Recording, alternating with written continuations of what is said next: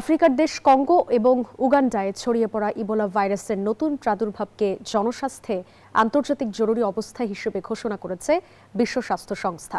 প্রতিবেশী দেশগুলোতে এটি ছড়িয়ে পড়ার প্রবল ঝুঁকি থাকায় বিশেষ সতর্কতা জারি করা হয়েছে। অন্যদিকে একটি প্রমোদ তরীতে ছড়িয়ে পড়া হান্টা ভাইরাসের গঠনগত বিন্যাস বিশ্লেষণ করে ফরাসি গবেষকরা জানিয়েছেন এটি মূলত আগে থেকেই পরিচিত একটি দক্ষিণ আমেরিকান ভাইরাসেরই রূপ।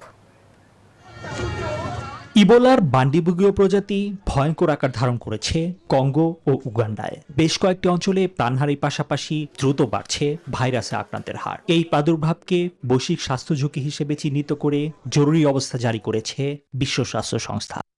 পদ্মা সেতু, মেট্রো রেল এবং এলিভেটেড এক্সপ্রেসওয়ে নির্মাণের গর্বিত অংশীদার বসুন্ধরা সিমেন্ট।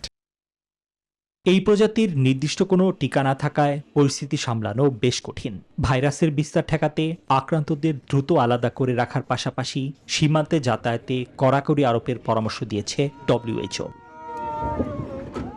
এদিকে বিলাসবহুল এমভি হন্ডিয়াস প্রমোত্তরিতে হান্টা ভাইরাসে সংক্রমিত হয়ে প্রাণহানি ঘটনার পর ফ্রান্সের পাস্তুর ইনস্টিটিউট জানিয়েছে এটি মূলত দক্ষিণ আমেরিকার আন্দিজ ভাইরাসেরই অনুরূপ। তবে এটি নতুন করে আরও সংক্রামক হওয়ার প্রমাণ মেলেনি।